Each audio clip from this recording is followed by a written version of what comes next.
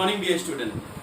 Last lecture what I have given to you, second chapter का account of non-profit, non-for-profit concern, right?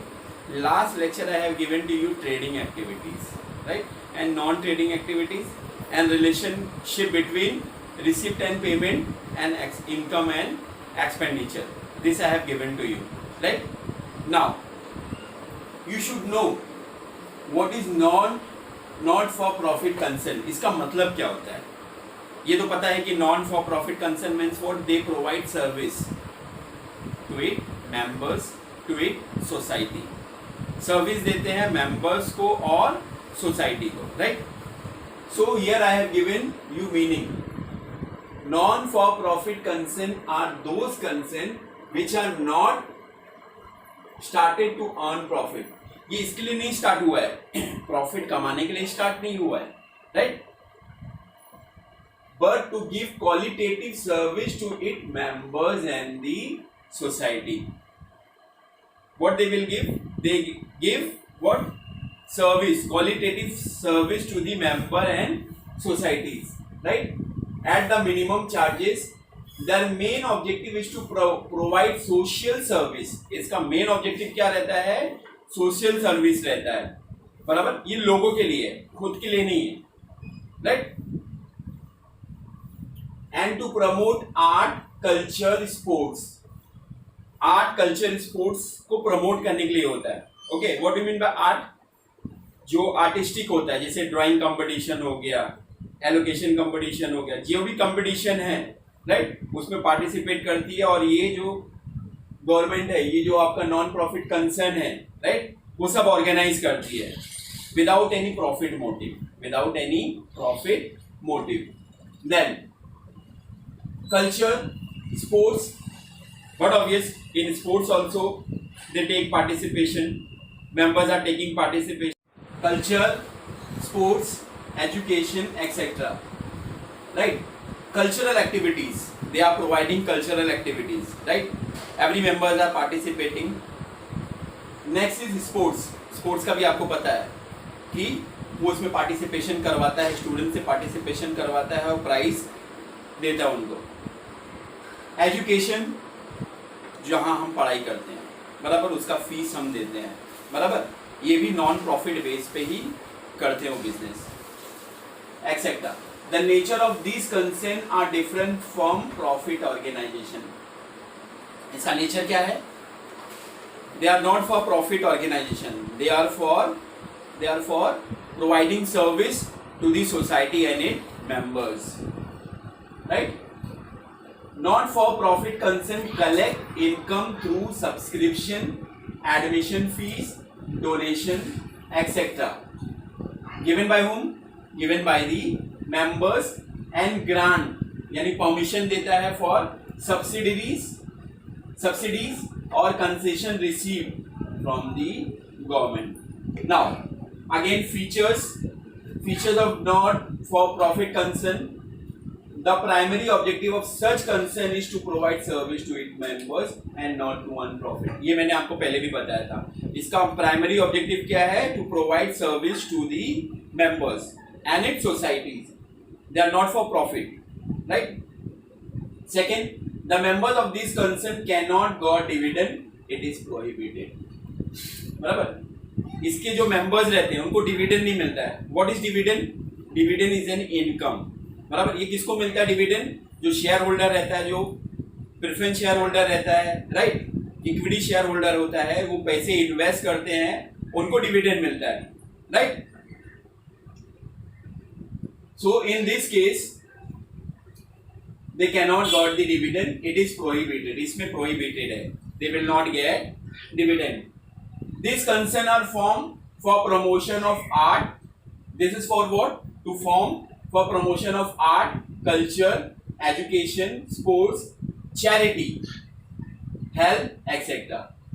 The management of this concern is done by elected representative of member. Who are the elected representative? You know very well.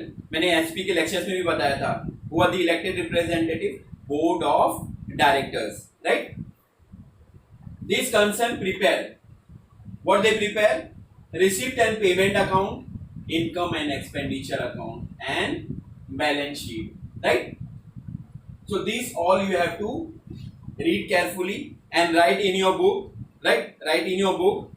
Okay. Next video, what I will give to you, specimen of income and expenditure account. Thank you. Dear student, good morning dear student. Today I will start with what?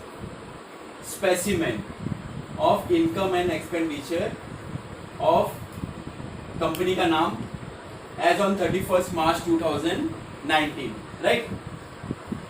ये आपको जो मैंने दिया हो expenditure amount, income amount same है. Inner column में amount, then outer column में amount, inner column में अमाउंट, देन आउटर कॉलम में अमाउंट. इनर कॉलम का अमाउंट किसके लिए होता है आपको भी पता है, एडजस्टमेंट जो होता है उसके लिए होता है, राइट? और ये similar to profit and loss है आपका, ट्रेडिंग अकाउंट और प्रॉफिट एंड लॉस से रिलेशन इसका है, राइट? जैसे हमने टाइटल क्या लिखा है, इनकम एंड एक्सपेंडिचर अकाउंट. हमने टाइटल क्या लिखा है, income and expenditure account, right? और मैंने नॉमिनल का आपको बताया था. नॉमिनल का क्या बताया था मैंने? Rule, debit all expenses and losses, credit all incomes and gain, right? तो debit all expenses and losses, credit all incomes and gain. Debit में जो भी एक्सपेंसेस और लॉसेस है वो इधर आएगा और क्रेडिट में क्या आ जाएगा, इनकम्स एंड गेन आ जाएगा. मैंने आपको जैसा प्रॉफिट एंड लॉस में कराया था बस उसी तरह ही करना है. और ट्रेडिंग अकाउंट में कुछ आइटम जो ट्रेडिंग अकाउंट के वो आ जाएंगे, राइट? जैसे 2 सैलरीज, ये भी आपको प्रॉफिट एंड लॉस के डेबिट साइड में था, राइट? एक्सपेंसेस है कंपनी के लिए. देन 2 वेजेस, ये आपको ट्रेडिंग अकाउंट में कराया था मैंने डेबिट साइड का. उसी तरह इसमें आ गया आपको डेबिट साइड में डेबिट ऑल एक्सपेंस. ये रूल आप कभी नहीं भूलना, debit all expenses and losses, credit all incomes and gain. 2 wages amount, अगर इसमें एडजस्टमेंट होता तो आउटस्टैंडिंग होता तो ऐड हो जाता, प्रीपेड होता तो माइनस हो जाता, ये भी आपको पता है. 2 प्रिंटिंग एंड स्टेशनरी, ये भी आपको प्रॉफिट एंड लॉस में आया था, राइट? उसी तरह ये भी प्रिंटिंग एंड स्टेशनरी किसमें आ जाएगा, इनकम एंड एक्सपेंडिचर अकाउंट में, डेबिट साइड में, राइट? 2 रेंट, रेंट पे कर रहे हैं debit side. 2 interest, debit side में because they are paying the interest. 2 conveyance, ये आपको इसमें आ गया. कन्वेंस का मतलब क्या होता है, what do you mean by conveyance? Conveyance का मतलब ये होता है कि अगर कोई कहीं जा रहा है, बराबर, तो बिजनेस वाले क्या करते हैं, वो अमाउंट देते, कन्वेंस अमाउंट देते कि ठीक है आप चले जाओ, बराबर, उसका चार्ज देते हैं. Then rate and taxes, rate and taxes ये भी आपको प्रॉफिट एंड लॉस में था. 2 इंश्योरेंस प्रीमियम, ये भी आपको profit and loss, right? 2 audit fees, same है, प्रॉफिट एंड लॉस. उसी तरह ही करना है, खाली टाइटल चेंज कर दिया मैंने. यहाँ पे उसमें क्या था, पर्टिकुलर था, यहाँ पे मैंने क्या लिख दिया, expenditure, right? 2 office expenses, 2 telephone expenses, 2 sports material consume. Sports material consume means what, इसका वर्किंग नोट बनता है. क्या बनता है, वर्किंग नोट, बराबर. ये मैं आपको नेक्स्ट वीडियो में कराऊंगा. देन 2 इलेक्ट्रिसिटी चार्जेस, सेम है, प्रॉफिट एंड लॉस में जो आता था वही है. 2 newspaper and periodical. Newspaper and periodical means what, जो उनके पास जो न्यूज़पेपर आता था उसका खर्चा. पीरियोडिकली, अगर पीरियोडिकली दे रहे तो उसका पीरियोडिकली पैसे बढ़ते हैं, बराबर. ये अगर ईयरली दे रहे तो ईयरली का पैसा बढ़ते हैं.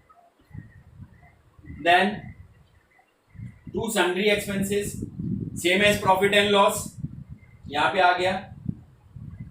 2 loss on sale of asset, अगर एसेट्स में लॉस है, बिकॉज मैंने आपको बताया नॉमिनल अकाउंट क्या है, debit all expenses and losses. तो एसेट्स में अगर लॉस हुआ इधर आ गया. 2 डेप्रिसिएशन ऑन फिक्स एसेट, ये भी सेम आपका प्रॉफिट एंड लॉस के जैसा है, बराबर. Then come to credit side, ये नया आया हुआ है, बाय सब्सक्रिप्शन. सब्सक्रिप्शन क्या है, एक तरह का इनकम है, बराबर. उन लोग को या तो पीरियोडिकली मिलता है या तो ईयरली मिलता है, बराबर. तो it is an income for them. Bye rent receive, यहाँ पे रेंट पे कर रहे तो एक्सपेंसेस में आ गया, डेबिट साइड आ गया. रेंट रिसीव्ड हो गया तो आपका क्रेडिट साइड में आ गया. इंटरेस्ट पे कर रहे थे तो डेबिट साइड में आया, इंटरेस्ट रिसीव्ड आपका क्रेडिट साइड में, right. Dividend received, dividend received, ये भी एक तरह का इनकम है, डिविडेंड मिल रहा है, किसी में हमने इन्वेस्ट किया उसमें डिविडेंड मिल रहा है, बराबर। Right side government grant, government ने छूट दे दिया, गवर्नमेंट ने परमिशन दे दिया, बराबर, ये भी हमारे लिए इनकम है। Right side by ground rent, ground rent का मतलब क्या होता है कि हमको ग्राउंड, जो हमारी ग्राउंड है मतलब जो एरिया है उस एरिया का, यानी जो ग्राउंड है उसका रेंट मिल रहा है, राइट। स्पेस जो है जो प्रोवाइड किया हुआ है लोगों को रेंट पे देके उसका इनकम मिलता है। बाय सन्ड्री रिसीव्ड, जिस तरह इधर सन्ड्री एक्सपेंसेस था आपका डेबिट साइड में, उसी तरह सन्ड्री रिसीव्ड है। अभी सन्ड्री रिसीव्ड क्या होता है, सन्ड्री रिसीव्ड क्या होता है, सन्ड्री रिसीव्ड ये होता है कि छोटा मोटा इनकम, क्या होता है, छोटा मोटा इनकम। और उसी तरह सन्ड्री एक्सपेंसेस क्या होता है, छोटा मोटा खर्चा। छोटा मोटा खर्चे में क्या आ जाता है, जैसे मैंने आपको पैटी कैश बुक में कराया था, टी बिल, बराबर, क्लीनिंग चार्जेस, बराबर, ये सब चार्जेस जो भी है वो इसमें आ गया, डेबिट साइड में आ गया आपका sundry expenses.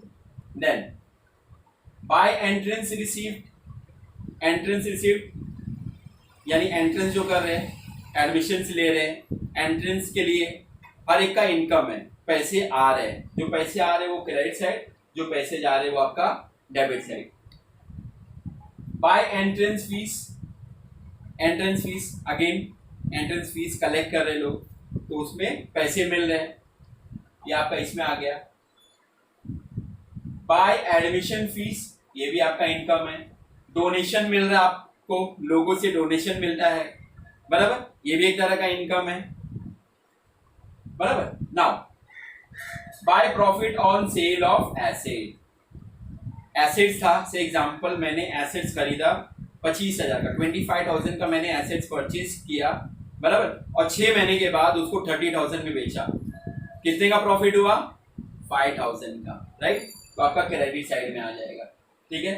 Now what you will do, तो again same profit and loss में जैसा करते थे, total of credit side, total of debit side, फिर क्रेडिट साइड से इसको माइनस करना है डेबिट साइड को, आपका जो भी डिफरेंस अमाउंट आएगा इधर आ गया सरप्लस। फर्क क्या है इसमें, इसमें फर्क यही है कि प्रॉफिट एंड लॉस में आपको नेट प्रॉफिट आता था और हमारे इनकम एंड एक्सपेंडिचर में क्या आ रहा है, नेट प्रॉफिट की जगह सरप्लस आ रहा है। और सरप्लस का मतलब क्या होता है, मैंने यहाँ पे लिखा है, excess of income over expenditure. जब इनकम एक्सपेंसेस से ज्यादा हो जाता है उसको हम बोलते हैं सरप्लस, राइट।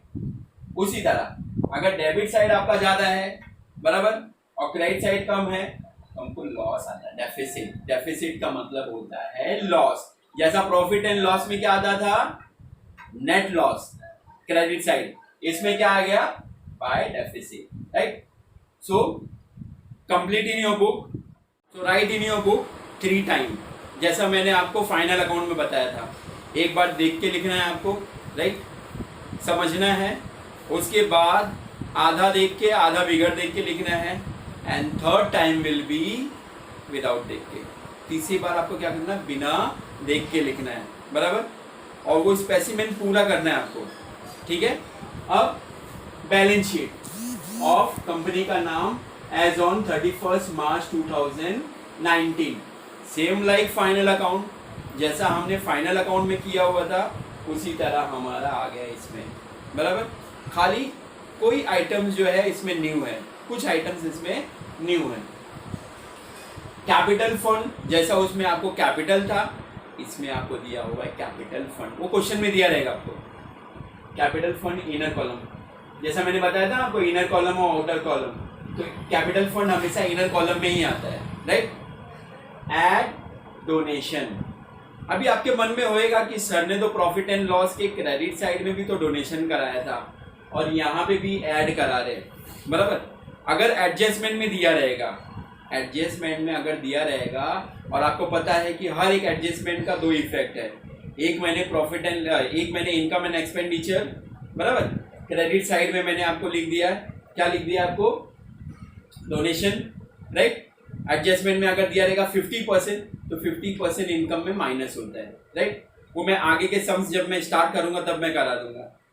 उसी तरह ऐड एंट्रेंस फीस, ये भी आपको मैंने दिया इनकम एंड एक्सपेंडिचर के क्रेडिट साइड में बाय एंट्रेंस फीस करके। अगर एडजस्टमेंट है तो एडजस्टमेंट अगर 50% है तो 50% माइनस करना है, अगर 100% है तो 100% उसमें माइनस करके आपको इसमें आ जाएगा लायबिलिटी साइड में एंट्रेंस फीस।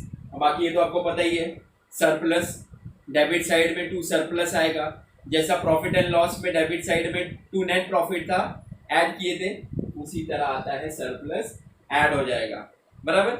अगर डेफिसिट है तो डेफिसिट क्या हो जाएगा, माइनस हो जाएगा बराबर। फिर उसका अमाउंट आ गया आपको आउटर कॉलम।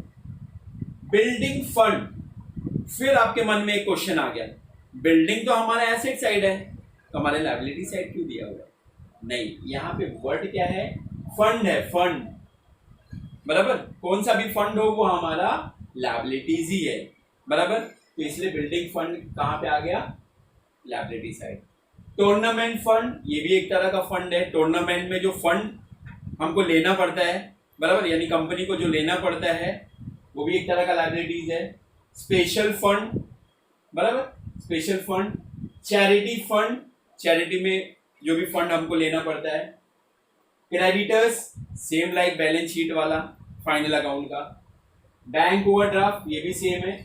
लोन टेकन, हमने लोन लिया, मैंने लास्ट टाइम भी बताया था आपको फाइनल अकाउंट के लिए, लोन अगर लिया है तो लायबिलिटीज है, लोन अगर दिया है तो एसेट्स है। Very good. Outstanding expenses same है आपका आउटस्टैंडिंग एक्सपेंसेस आ गया। अब आउटस्टैंडिंग एक्सपेंसेस कुछ भी हो सकता है, वेजेस हो सकता है, सैलरीज हो सकता है, रेंट हो सकता है, कुछ भी हो सकता है, right. Pre received income, pre received income ये आपका लायबिलिटी साइड में आएगा।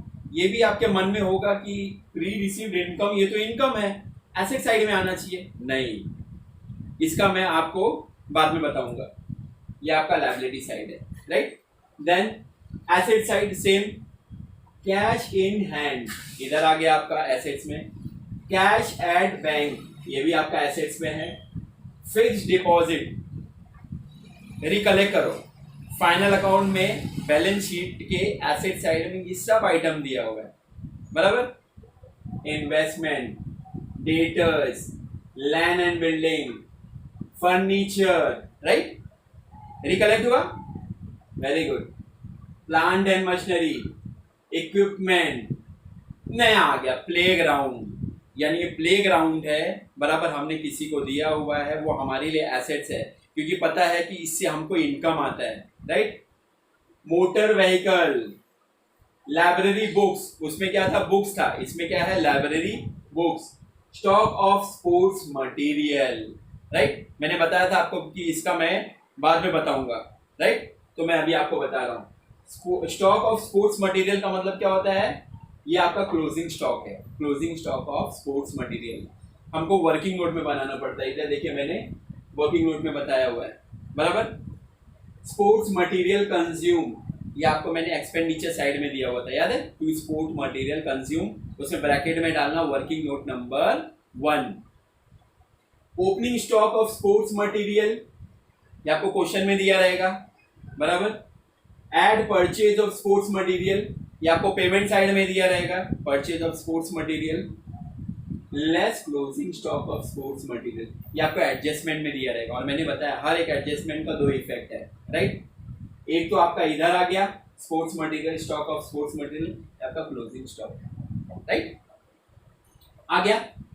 इसका टोटल जो भी है, जो भी आंसर आएगा आपको किसमें आता है, एक्सपेंडिचर बराबर, इनकम एंड एक्सपेंडिचर के डेबिट साइड में, राइट। देन लोन गिवन, अभी मैंने बताया loan taken liabilities, loan given is asset. Prepaid expenses, ये भी सेम है आपका फाइनल अकाउंट जैसा, बैलेंस शीट के asset side. Paid in advance, advance में हमने पे किया हुआ है, राइट। फिर आ गया outstanding income etcetera, outstanding income बराबर। ये जो 2 आइटम दिया हुआ है, outstanding expenses, pre receive income, ये दिया हुआ है प्रीपेड एक्सपेंसेस, आउटस्टैंडिंग इनकम, इसका दोनों का अपोजिट रिलेशन है। क्या है, दोनों का अपोजिट रिलेशन है। कैसे, आपको भी पता है कि आउटस्टैंडिंग एक्सपेंसेस कहाँ पर आता है, बैलेंस शीट के लायबिलिटी साइड, करेक्ट। कहाँ पे आता है, बैलेंस शीट के लायबिलिटी साइड, मैंने इधर लिख दिया आउटस्टैंडिंग एक्सपेंसेस। उसी तरह हमारा होता है आउटस्टैंडिंग इनकम। क्या होता है, आउटस्टैंडिंग इनकम।